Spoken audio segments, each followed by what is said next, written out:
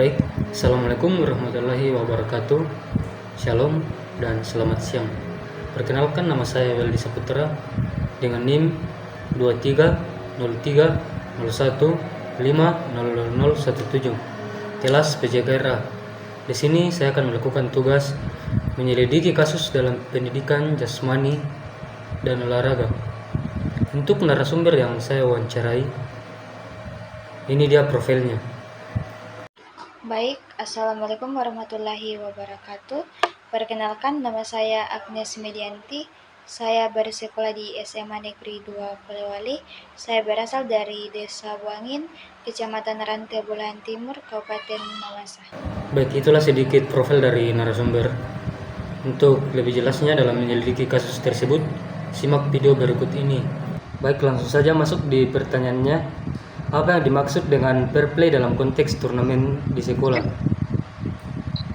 Baik, fair play dalam konteks turnamen di sekolah merujuk pada sikap sportivitas dan keadilan yang harus ditunjukkan oleh semua peserta, wasit, dan penyelenggara. Beberapa fair play misalnya, yang pertama, menghormati aturan. Nah, peserta harus mengikuti aturan yang telah ditetapkan dalam turnamen seperti peraturan pertandingan, peraturan waktu, dan keputusan wasit. Yang kedua, menghargai lawan. Semua peserta harus menghormati lawan mereka dalam kemenangan maupun kekalahan. Ini berarti tidak melakukan tindakan yang merugikan atau menjelekkan lawan. Ya, yang ketiga, jujur dan adil.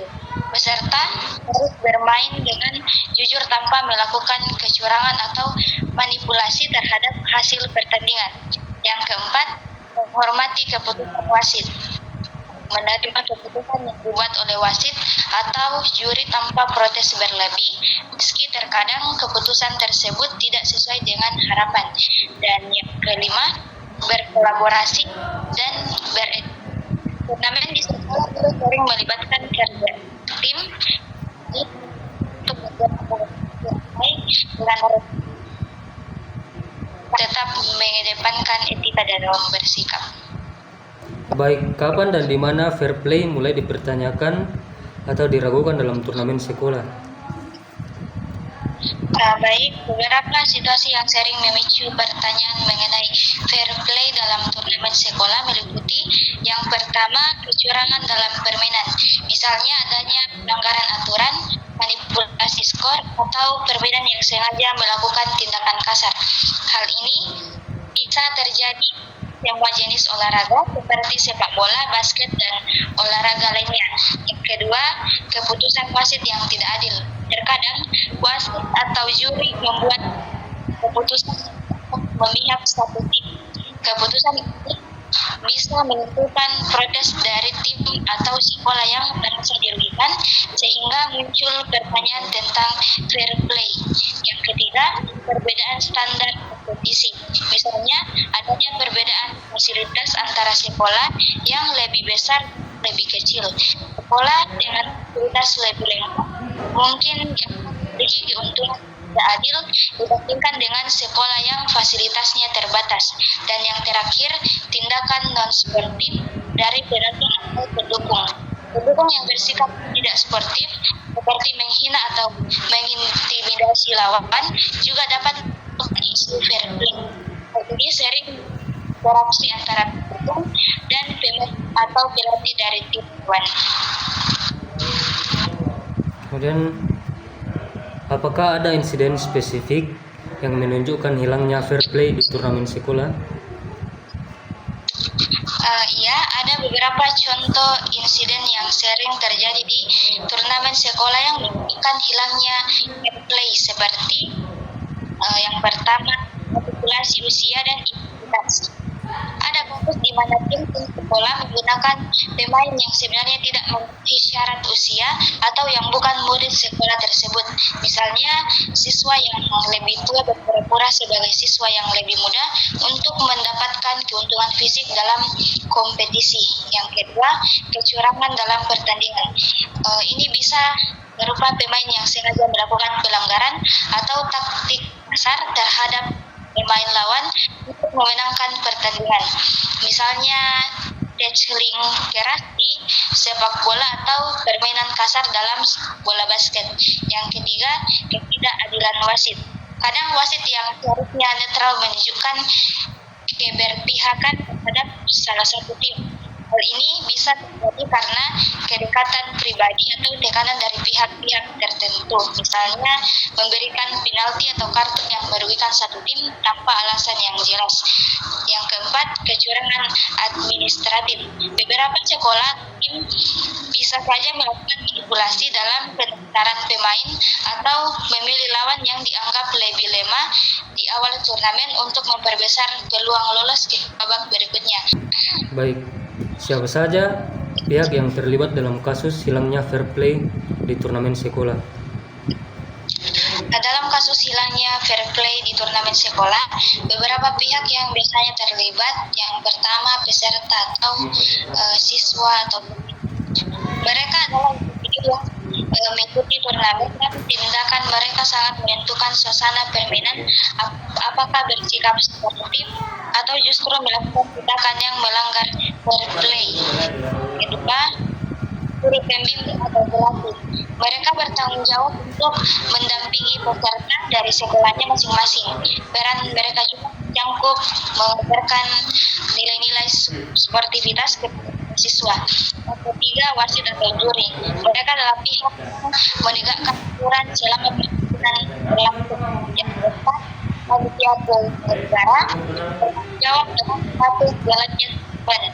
Yang kelima, orang tua atau wali murid. Meskipun tidak secara langsung terlibat dalam pertandingan, mereka kadang berperan dalam memberikan tekanan atau dukungan terhadap anak-anak mereka. Dan yang terakhir, penonton dapat melakukan atau pertandingan baik yang mendukung atau malah memberikan tekanan terhadap para pemain dan wasit.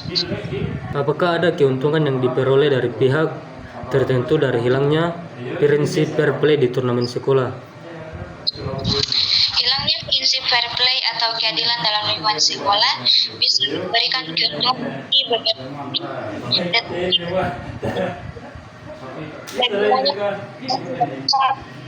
pendidikan secara keseluruhan.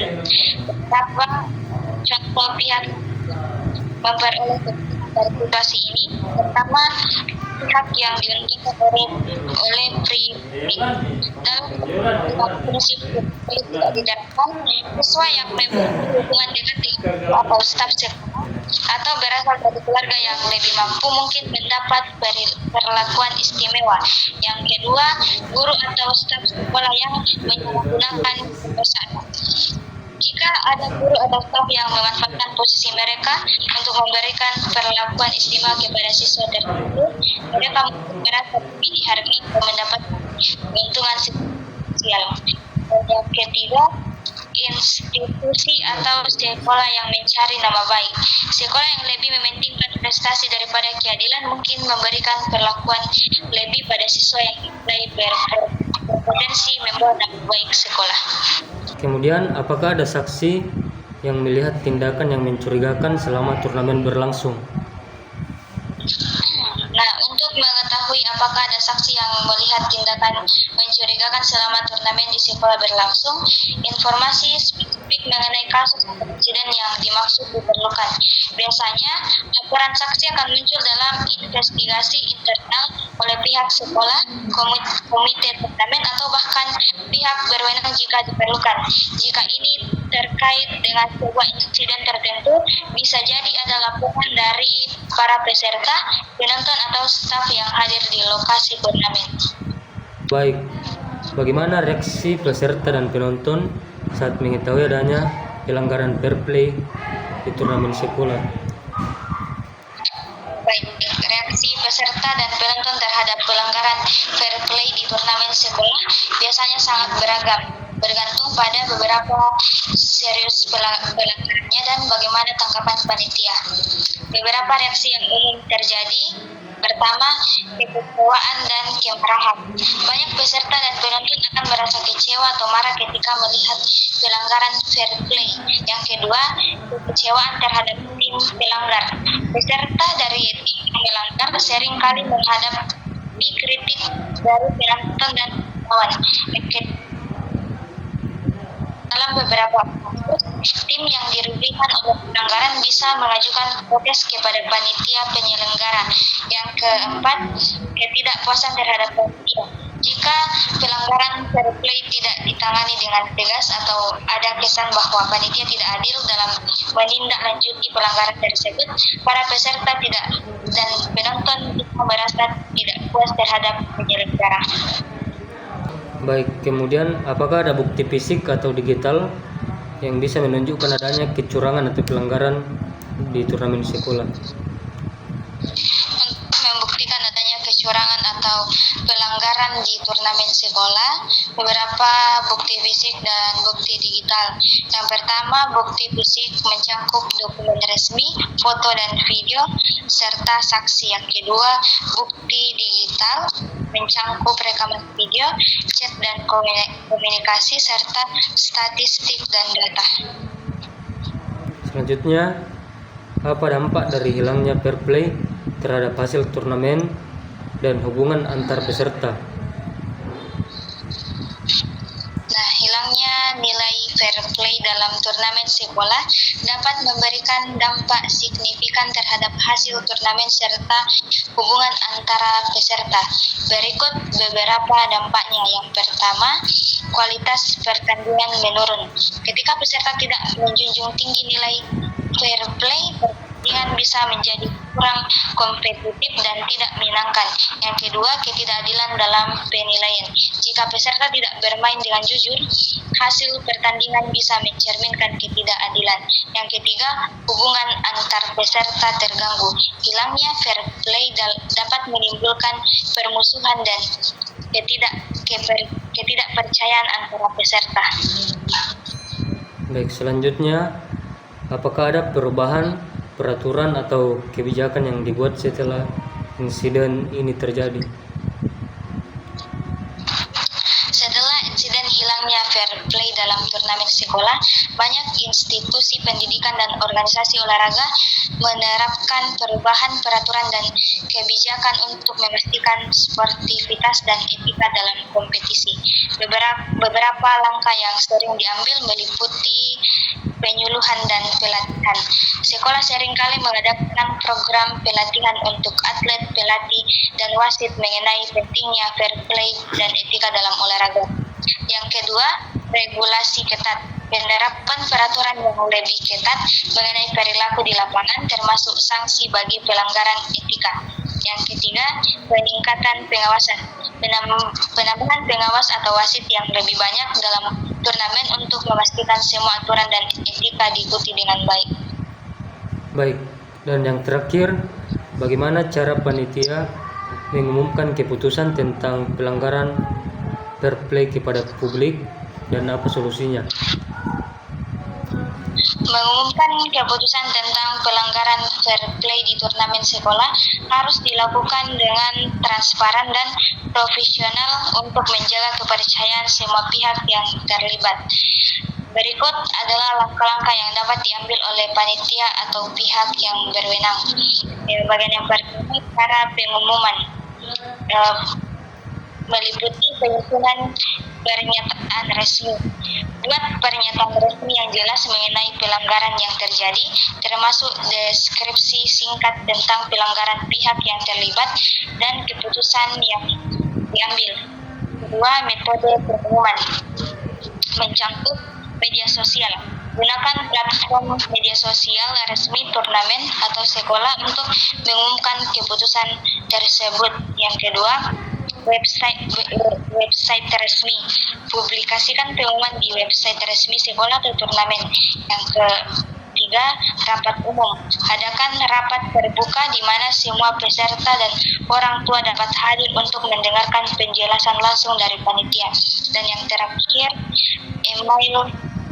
Kirimkan email resmi kepada semua pihak terkait termasuk peserta, pelatih, dan orang tua.